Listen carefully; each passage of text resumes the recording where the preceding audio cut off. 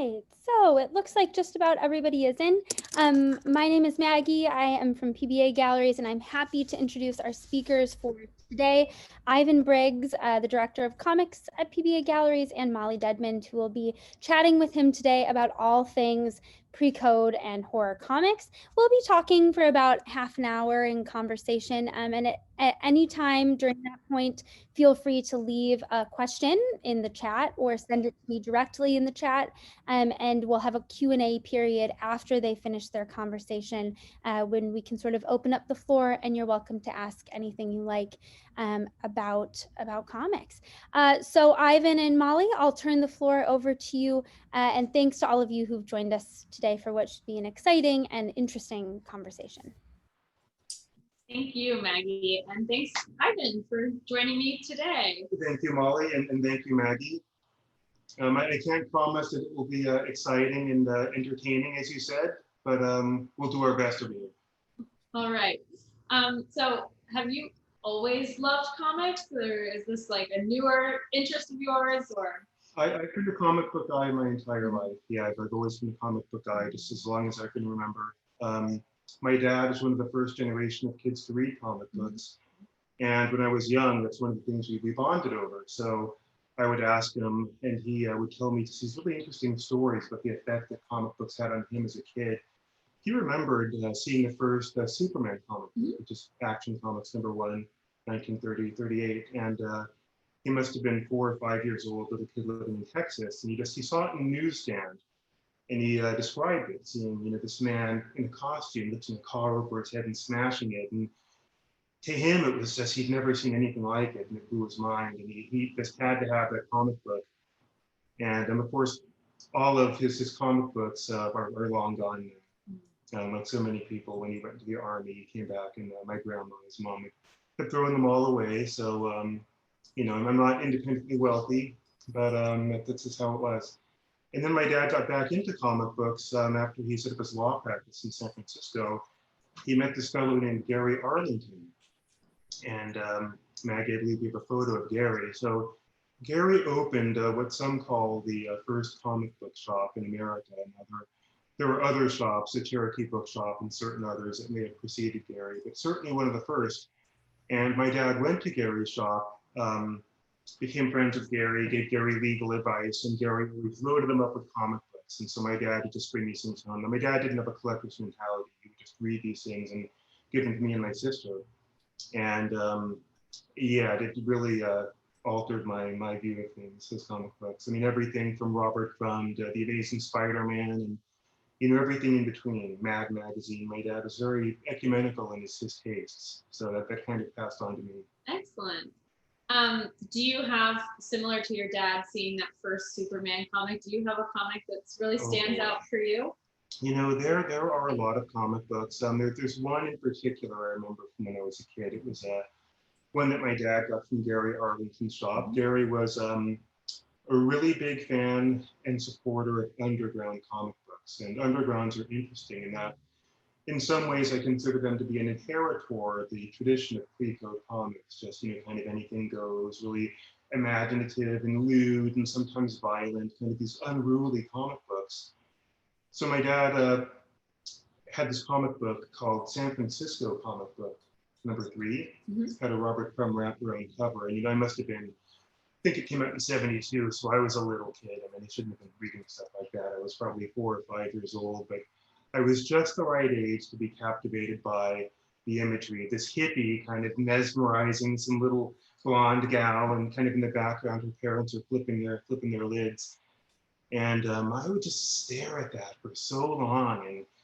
And, the cartooniness of it mixed with the adult subject matter just really had a strange effect on my psyche when I was a kid. And I didn't know it at the time, but Crumb was influenced himself by cartoonists like E.C. Seeger, who did Popeye back in the '30s, pioneered something called the Bigfoot style of cartooning, kind of an exaggerated sort of thing, which is emblematized by the oversized feet. And so Crumb's illustrations kind of resonated, because it seemed like something I'd seen before, something kind of comforting and familiar and childish, yet mixed in with the very opposite of that. And growing up in San Francisco, back in the 70s. My dad being a criminal defense lawyer, I mean, I kind of saw a lot of interesting and strange stuff back then. And I think as a kid, you know, comic books were my way of trying to make sense of kind of all the hippies I'd see and all of the kind of drug culture and squalor that was going on. So my dad's office was in Haight Street, so we were right there in the thick of everything, the whole hippie movement. And, you know, as a kid, it was a little perplexing. And so I think Robert Klump's comic books were almost a way of kind of domesticating that scene for me and making it something I could kind of process and absorb. And, you know, that's always been the case for me ever since I was a kid. Comic books have provided me with metaphors and ways to kind of think about things, ways to kind of, you know, get a grasp on things that are otherwise difficult to express. You know, the combination of words and pictures to me is just something very American. I think that's a real contribution that America's made to the arts. It hasn't. I mean, now it's starting to be recognized by people. And these comic books are starting to get their due. Excellent. Yeah. Yeah. Well, I think that most people, when they think of comic books, they first think of superheroes and superhero comic books. But there's a lot else out there. Can you give us sort of an idea of what else is available?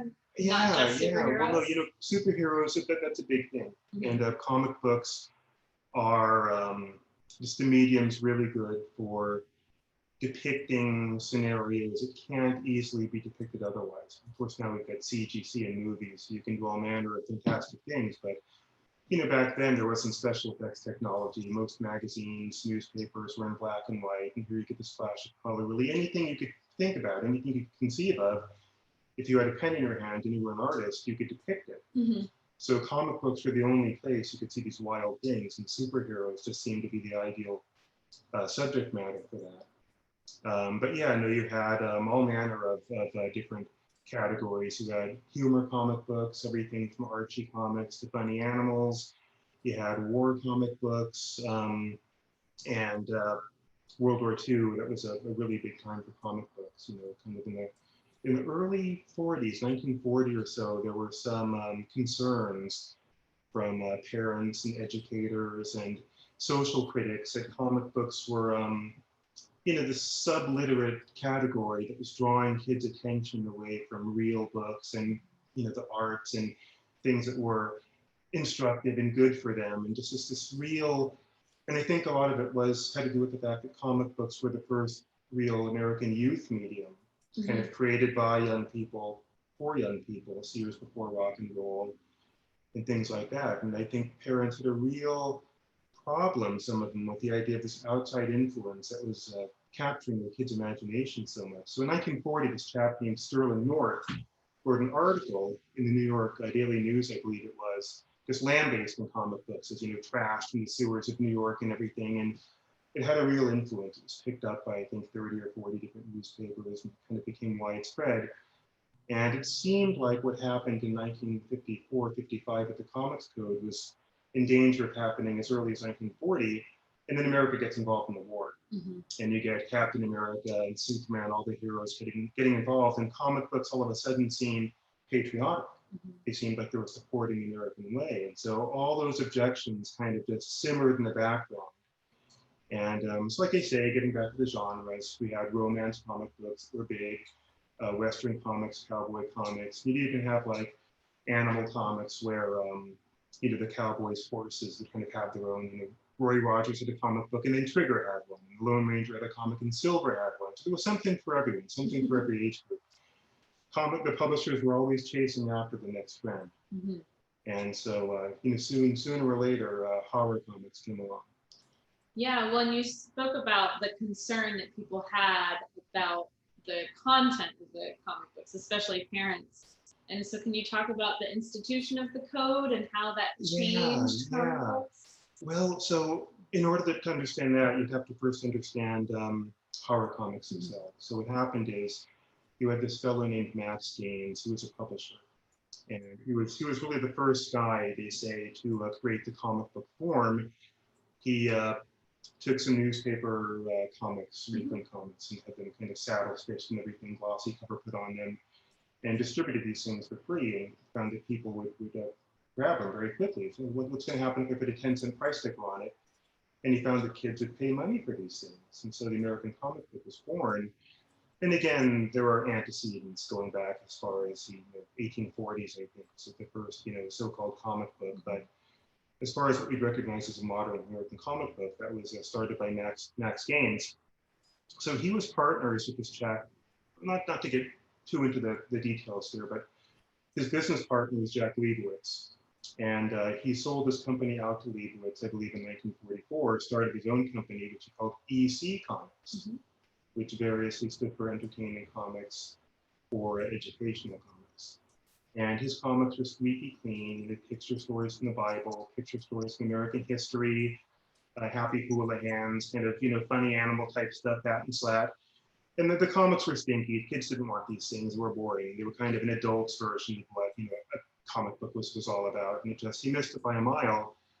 Well, he died in a boating accident, Lake Placid, in 1947, and his son, Bill Gaines, took over the company.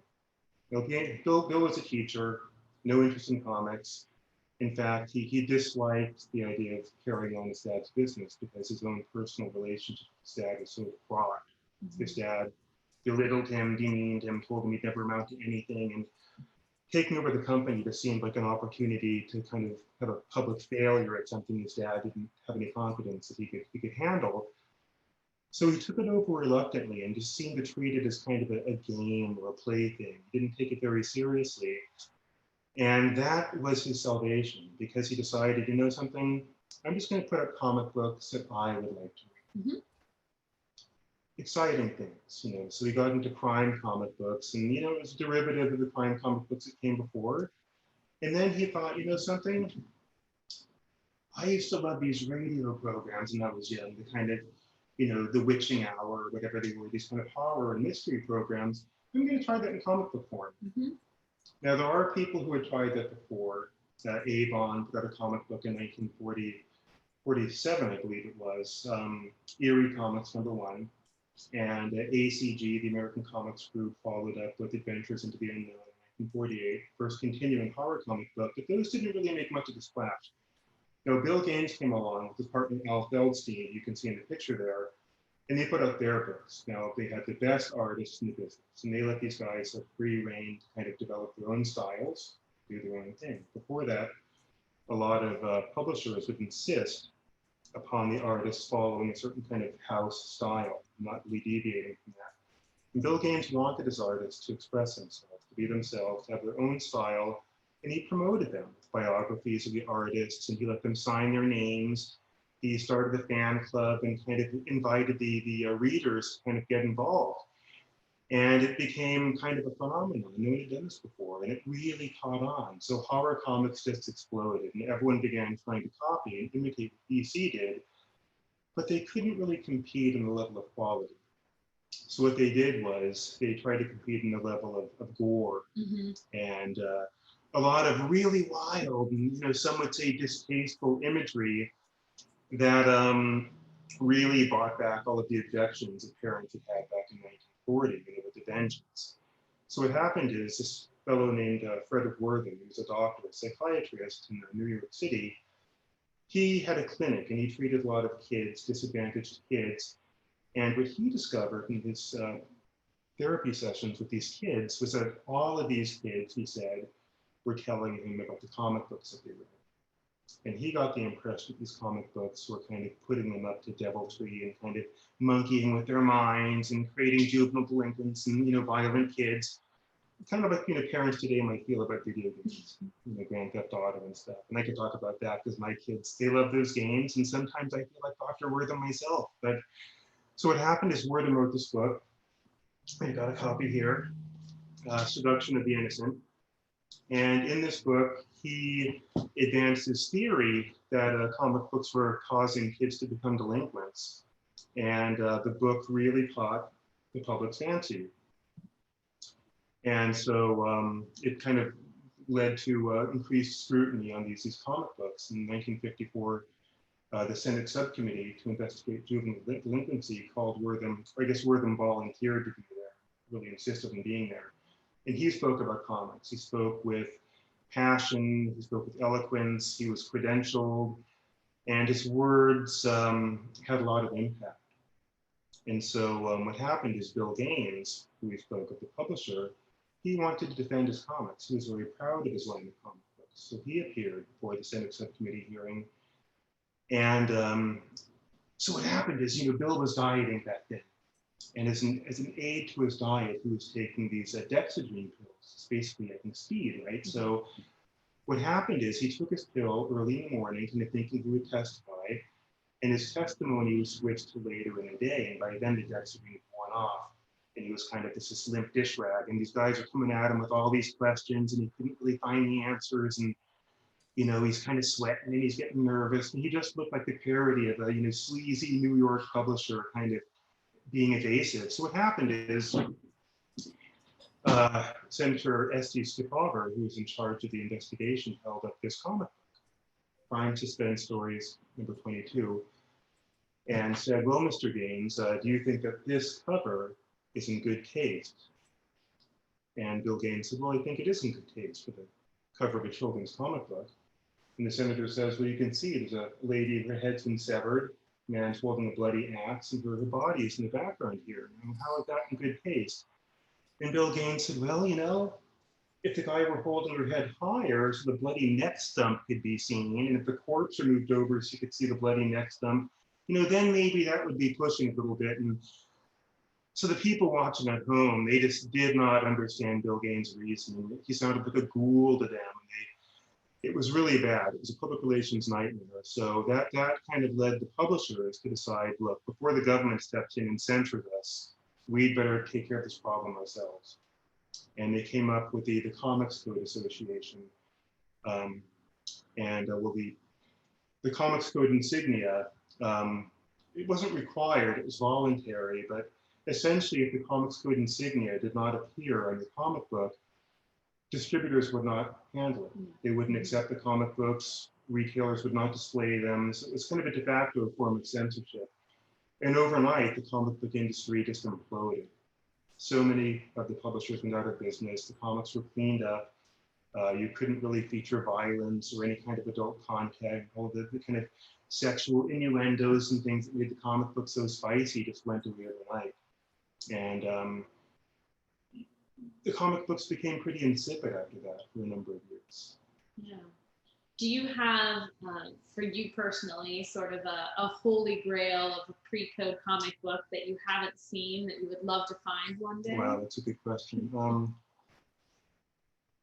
There are many grails, but at this point in time, I've been kind of chasing pre-code horror comic books ever since I was 13 or 14 years old. So I feel like I've seen most of them, handled most of them, sold many of them, owned many of them. And at this point in time, I'm kind of more interested in ephemera, kind of unusual things that are off most people's collecting radar, but that in some way encapsulate some aspect of comics history that I think is interesting to me or has been overlooked. So my grail would be a copy of this book, Seduction of the Innocent, signed by Frederick Wortham and dated 1974. The reason being, in 1973, Wortham wrote kind of almost a mea culpa, a book called The World of Fanzines, in which he was all of a sudden celebrating comic books and comic book culture and really the fan culture that has sprung up around comic books. And in Wortham's mind, somehow these fans getting together and producing their own magazines was a welcome alternative to what he considered the polluted communication system of the mass media. He still remained very critical of TV and movies and things, so he liked it. And that was kind of his way, I think, of trying to make peace with the comic book people. So he appeared at the New York Comic Art Convention in 1974, and who knows what he expected. Maybe he thought he'd get a hero's welcome or something, which was quite the opposite. He was booed and he was hissed and he was ridiculed and he was mocked and he was humiliated. And he, after that, he just walked away from comics, never wrote about them, never discussed them, never made another appearance. And I would just love to have a copy of this book that someone bought to him at that con and had signed and dated, because that to me would just be so cool. It kind of somehow emblematize Wortham's journey and the journey of comic books from kind of odium to acceptance. And things like that are kind of what I'm looking for now, more so than, the comic books are fascinating to me and I love them. But I think at this point in time, it's time to move beyond just talking about the comic books from kind of a nostalgic point of view, and time to look at the hidden significance of these comic books. I think there's greater significance. It hasn't really been teased out, kind of social and artistic and even, you know, socio-political and psychosexual. There's just a lot going on in the comic books and behind the scenes. Just think about it. You've got this medium created by a lot of young guys who came back from World War II and just saw horrors there, unprecedented horrors. And they came back. And I think those comics of the 50s, a lot of it was these guys purging their kind of PTSD or whatever onto newsprint. And you know, for some reason, I think it really resonated with kids. And have we ever really, besides demonizing and pointing fingers, like try to figure out just what it is? Why? Why do kids love this kind of stuff? And even, in a sense, kind of required.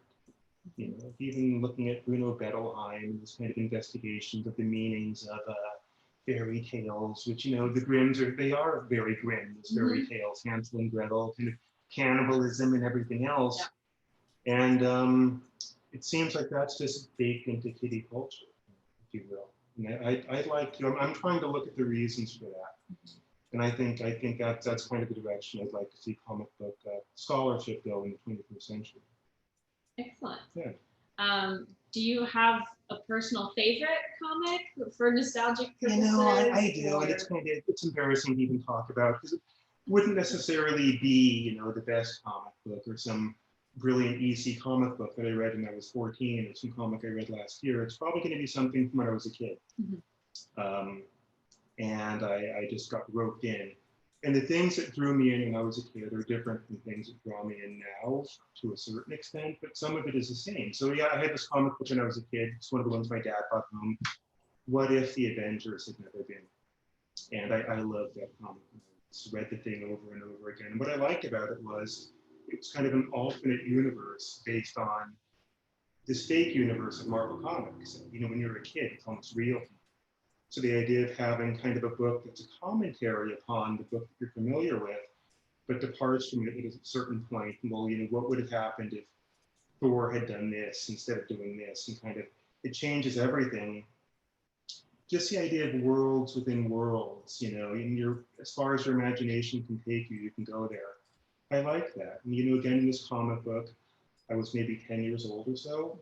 And I was able to identify the artist, Gil Kane, from other comics I'd seen. And for me, that was kind of a milestone to kind of not just be looking at a comic that almost seemed like, you know, when you're a kid, these things almost seem like they're created by like robots or a machine. The lines are so perfect and everything, and it just seems like there's some rubber stamp on paper, and it's like there's no human hand behind it. But suddenly I realized, oh, this inker, Klaus Janson, who is he? What's his story? And it got me thinking about the people behind. So, you know, I think for everybody, every reader, there's going to be that comic that just draws you deeper into the world of comics.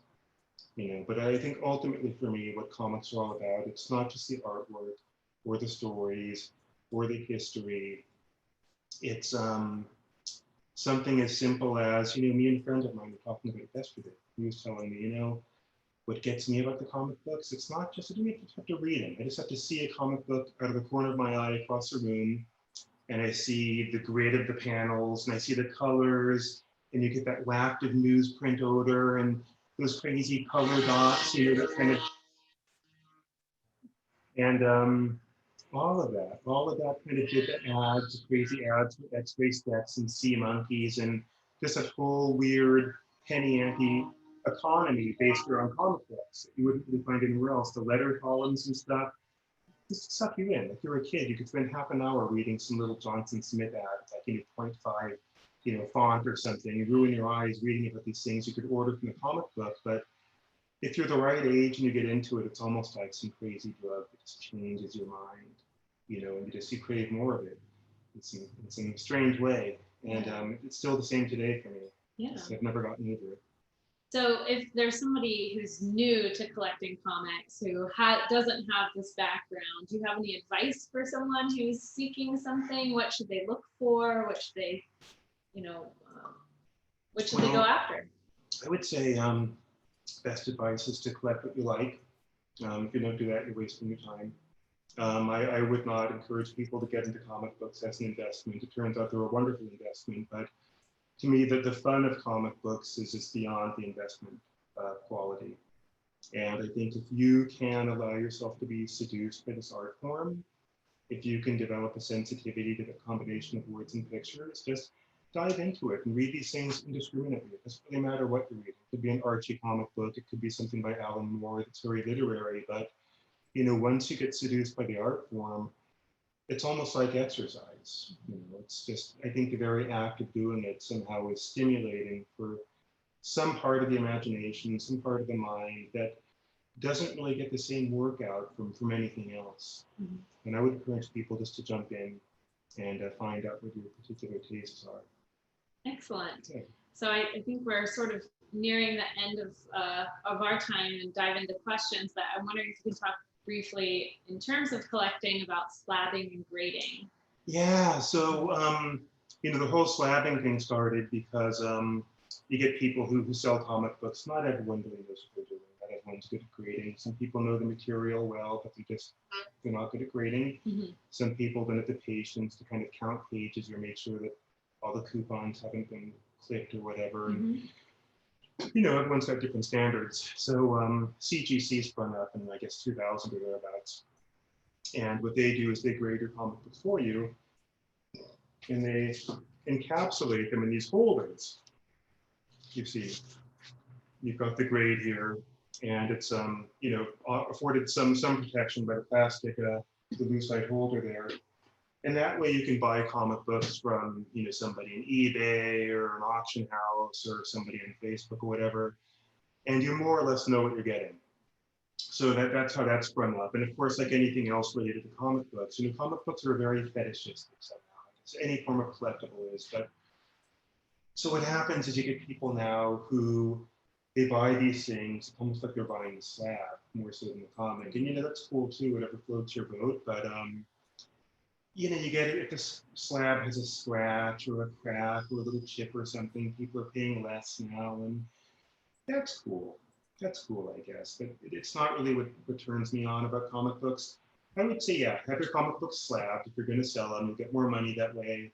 If you appreciate looking at a slab comic book, and there's a certain allure, a certain beauty to kind of, it almost becomes a gum card or something, which is kind of neat. But, you know, maybe a heresy. I'm going to tell people to crack your slab open and read your goddamn comic books, because there's nothing like it. I mean, this comic book here looks really nice.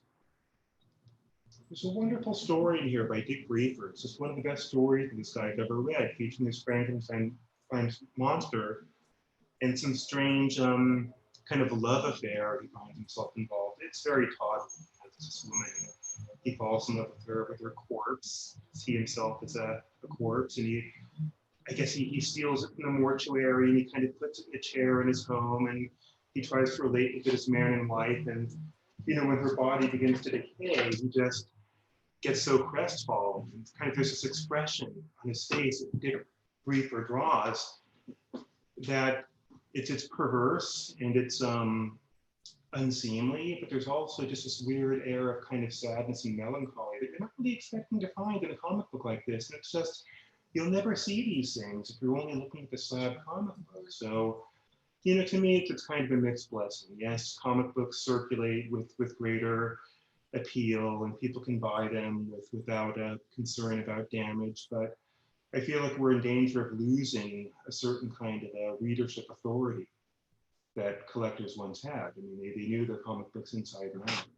And now you get people who really just know the outside of their comic books. Mm-hmm. So in addition to the slabbing and grading, are there any other trends that you're seeing in comic collecting? Oh boy. Mm-hmm. Well, I'm a pretty solipsistic guy when it comes to comics. I don't really follow trends too much. I'm too busy thinking about what I like. And I think if you do that, you can't go wrong, because if you're sincere in your interest, I think other people are going to have the same kind of interest. But as far as trends, high grade, obviously, people want 9.8s, and you know, even 9.4s and 9.6s aren't really good enough for people these days. So that's a trend, and I think that's great. It's very much investment based, and these things do look beautiful when they're in mint condition.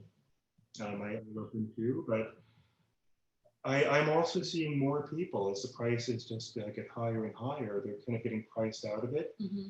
And I see more people who are looking for and accepting mid-grade copies and reading copies. And to me, that's an encouraging trend. Because it shows there are people out there who just want to look at these things and kind of get to know their comic books. And that's kind of where I'm at. So I like that.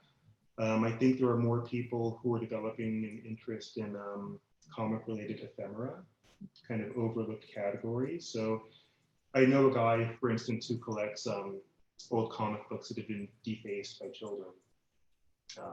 Kind of kids drawing doodles in the margins, or kids kind of recoloring panels. And there's this one Archie comic book he has in which some kid kind of drew penises and all the characters, including Betty and Veronica. It's like, why not? Things like that I kind of like. It's anathema to collectors, a lot of collectors, because it's been defaced. But here you're looking at the comic book in situ, if you will, kind of as it existed, as it was used and appreciated. And to me, that's wonderful. That kind of, the comic book by itself, it's half of the thing.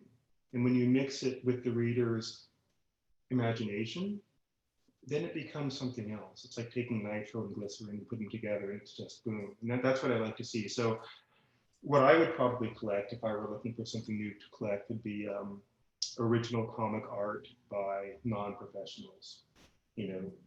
Kids who drew comic books back in the 1940s.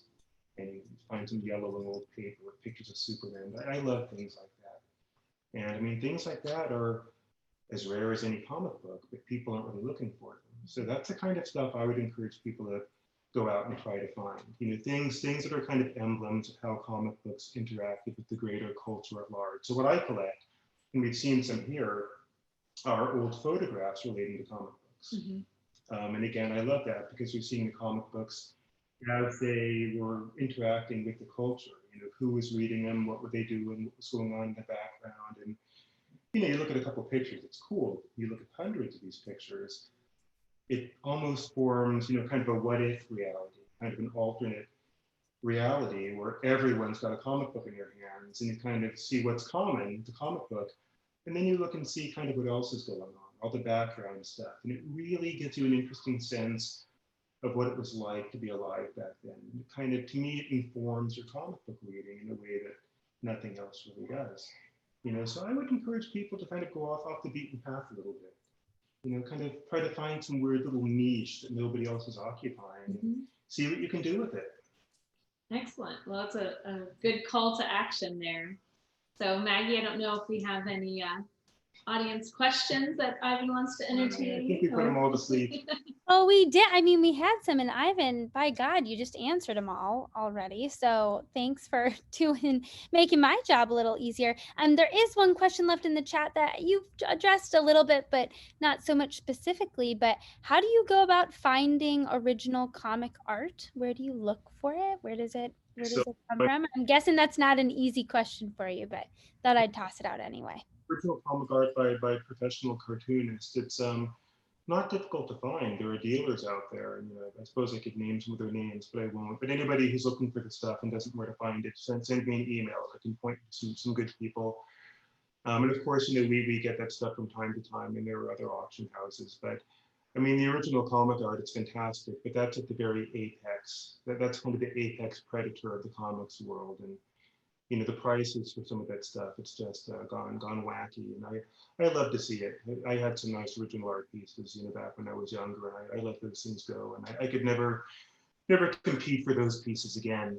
At this point in time, it's pretty much museum property, museum level stuff. So that's unlikely that you're going to dig the original art up, kind of in grandma's attic or something. But there are comic book collections out there in grandma's attic. There's lots of them. And last year we got a consignment from a guy who bought these comic books when he was a kid. He rode his Schwinn bicycle around New York, just going to all the newsstands and buying his favorite comics, even buying multiple copies back in the early 60s, which not too many people were doing, paying 12 cents each for them. So forgot about him for 50 years or 60 years or whatever, and gave them to us, and he was really pleased to get a check for over $100,000 for these books. So I'm telling you, look in your attics. You never know what your grandma or grandpa had up there. Yeah, which I think is a good time probably to insert that PBA Galleries is accepting consignments now for our upcoming comic auction on October 28th, if I understand correctly, of comics and original comic art. So it is a good time to look in one's attic. And we have another really good question in the chat, Ivan, also from Philip. To what extent was the underground comic scene centered in the Bay Area? That's a great question. No, that is a good question. You know, it was largely centered in the Bay Area. There were outposts elsewhere, Texas and places like that. But I mean, Robert Crumb was here in San Francisco, and you had Gary Arlington with the San Francisco Comic Book Shop, who was a real advocate of these guys, and Justin Green and Rory Hayes and these people would all gather there. And I'm sure when I was a kid, I probably saw those guys at Gary's shop and I had no idea who they were. Didn't care because I was too busy reading my comic books on the floor there and geeking out. But yeah, San Francisco and the Bay Area, it was a real incubator for that stuff. And you know, the legend is that Robert Crumb took the first issue of Zap comic book, which was kind of hand collated and stapled by him and some of his friends, a bunch of hippies in their crash pad. And he took them out on Haight Street, Haight-Ashbury, in a baby carriage and kind of selling them to hippies that way. And these people, oh, I don't like comic books. We'll have a look at this one. Yeah, so San Francisco was a real market for the underground. Thank you, Philip. Great question. And we have one more really good one in the chat also. Stephen asks, what's your opinion of the movement of comics from paper to digital? The trend is less and less of paper comics being published. That's a great question. It is a very good question. Boy, you know, on principle, I'm really against it because I'm a book guy and I'm a paper guy, but in actuality, I kind of love it because these comics are, it's democratizing. I mean, anybody can read these things. You don't have to be a millionaire. You can just kind of download and see them. And some of the artists who are doing the digital artwork are extremely talented. So, you know, some of these guys are adept at using, and you know, maybe anybody who knows about Photoshop can just press a button and it does it automatically. To me, it seems like genius, but these guys can take their web comics and kind of make them look like old comics, complete with the Ben Day dots and the off register coloring and kind of the yellowing background paper and stuff. And I just love to see that. There are a lot of really creative people out there, and they're using the web to kind of do things that at one time would have been impossible to do. And I like to see it. That's great. Thank you. And one final question for you, Ivan. For serious comic collectors, are there shows you can go to? You know, Comic-Con seems like such an event in itself that it's not really for trading necessarily, right? So what are the shows right now that you think are the most important to be at? Well, you know, that's kind of hard to say now with COVID and everything, because that's changed the whole landscape of shows. I myself have not been to a comic show in, you know, a year and a half or whatever. And I suspect that's true for most of us here. But you know, San Diego Comic-Con, it's still, you know, a very important show. It's very mixed media now, and a lot of it is the movies and the toys and everything else. But that's all part of the gestalt, and I think you got to go at least, you know, once or twice. I myself would love to go to the Angoulême show in France, which has a more emphasis on the European artists, but and independent cartoonists. I think that's important. You have some local cons in the Bay Area, which again, you know, I have not been to COVID and everything, but yeah, there are lots of places. I think one of the places now where good deals are being made is on the internet. And I'm going to mention, there's a site on Facebook called the EC Fan Addict Group. It's a wonderful site. And I'm hesitant to mention it because it's this little corner of the internet where people are civil and they're humorous and they're thoughtful and people get along. It doesn't really matter what your politics are or anything like that. And it's just wonderful. It's so civic and so well behaved that I kind of almost want to keep it a secret. But it's a great place for people who love EC comics and pre-code comics. It's run by a chap named Tommy Burns. He's a wonderful fellow, extremely knowledgeable. And I'm telling you, we'll have to do one of these webinars sometime with Tommy because he knows the stuff at the back of his hand. And there are a lot of deals that are made there, just direct deals. That's a good place to find horror comic books and just to talk about them, to kind of learn things you never knew and hang out with like-minded people. It's almost like the Cheers bar of the pre-code horror world. Perfect. That's great. And we will finish with a compliment and question from Philip, which is really nice. He says the magnificent catalogs you created for your first comics auctions were a real standout. Will those continue? Thank you, Philip. They will continue. Yes, I mean, they'll continue as long as I'm able to get good property. But yeah, what I like to do with my catalogs is kind of combine editorial content with sales content. So it's more like a kind of like a fanzine that you can buy the comic books that are being discussed, just because it's, I feel like it's a little crass just to go out there and kind of sell comic books. Like, you know, here's your comic book, give me your money, and that's just it. No, I'd rather try to contribute some scholarship or, you know, present something to people that, so even when the sale's over, and even if you didn't buy anything, you've got this catalog and you can flip through it and be kind of reminded of things you already knew, or you might learn something you didn't know. You might find something you disagree with, and then you can write me a letter and we can kind of discuss that in the next catalog. But, you know, to me, that kind of interactiveness is what I liked about comic books when I was young. I think that's what distinguished EC. And I think PBA is in a good position to be kind of, you know, the EC of comic book auctioneers, because we're smaller than the other guys and we have kind of a focused staff. We really care about this stuff. And I mean, I live for it. And I've got to say, the catalogs, thank you, Philip. I'm glad you enjoy them. That's kind of my little reward at the end of a sale. Is I finish it, I catalog it, and then I've got a hard copy that I can put in my shelf and pull down. And the comic books are long gone. They've all gone to new homes, but I can kind of revisit it. And it's almost like I've got this, you know, snapshot, if you will, of the sale. And each one is different and they kind of stack upon each other. And I feel like the interest and the scholarship in each catalog kind of develops with each new one. And that's something, it just gives me a personal challenge and a kind of personal satisfaction, kind of over and above my job.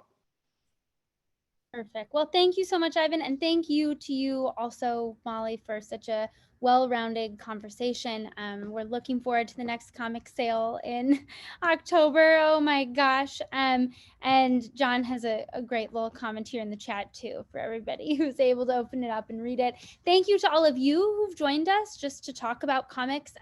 This is obviously the latest installment in our webinar series, but we really are looking forward to doing more of these and are open to suggestions. If there's an interview you'd like to see, a conversation that you're interested in having, let us know. Feel free to reach out, and we really want to meet the needs of what people are interested in as best we can. So thank you to everyone, especially to Molly and Ivan. And do you want to get a last word in there, Ivan? I don't. I want John, last word. Maggie, you've got such a clear, wonderful voice. Can you read John's comment there?